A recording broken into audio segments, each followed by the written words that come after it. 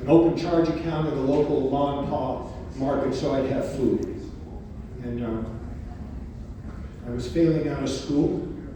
I was failing in every area of my life, except I was regularly going down to the Santa Monica school. I was at Brown Belt. And at one point, Ed Parker came to me and he said, "Could you arrange for a demonstration at University High School?" And I said, "Well, I'll try." I was on a first-name basis with the boys' VP, and at least I'll ask. And to my surprise, the boys' VP said, "Okay, you can have a demo at noon on Friday in the boys' gymnasium." And I went out and I put flyers up and I told everybody about it.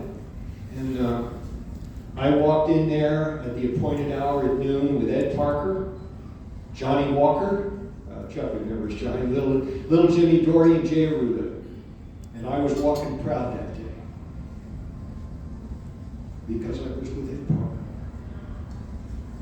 Because that was the only time that I felt good about myself.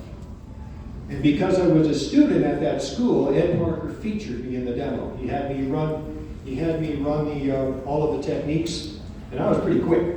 I was 17 years old. I was pretty quick. It's a brown belt. I had competed in the internationals in '64, the first internationals.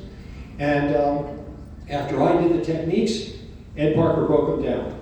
And you could feel the wall shake and the floor will shake. And you could hear a pin drop. And at the end of it, he did the mass attack. And there are a few of us here who have done that mass attack with him. I know that Chuck has, probably Ron Chappelle has. And the two things you don't do. The first thing is you don't throw marshmallows. You come in hard, and when you go down, you stay down. You do not get up. And at the end, everybody got up, we got a rousing ovation, and we left. And that was Friday. And I went home, and at 4 o'clock, the phone rang. And the most popular kid in school was calling me, Stan Blick. He had money. He was the Cary Grant of University High School. He had money and charm and charisma. He had a beautiful car. He had beautiful clothes. He had all the things that I didn't have. And he was calling to ask me if I'd like to cruise with him and his friends on Santa Monica Boulevard and Hollywood Boulevard.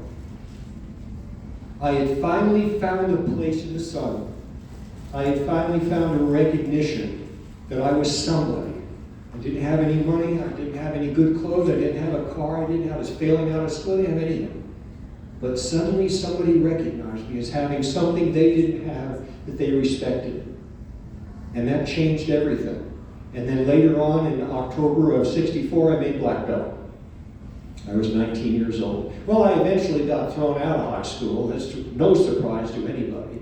But I went to Santa Monica City College, and then I went on to UCLA. And I stayed in Kenpo. And because of Kenpo, I met a fellow named Blake Edwards, who launched a 15-year career in the film industry, writing television and movies. And then I launched a 15-year career as an author after that, but it would never happen had it not been for Kenpo. I know everything that I have, and I have accomplished a few things in life, but I wouldn't have accomplished anything had it not been for Kenpo. And there's an old saying that says, you're known by the company you keep. And I'm proud to be in your company for 62 years. And so my mother thanks you, my father thanks you, my beautiful wife thanks you, and I sure as hell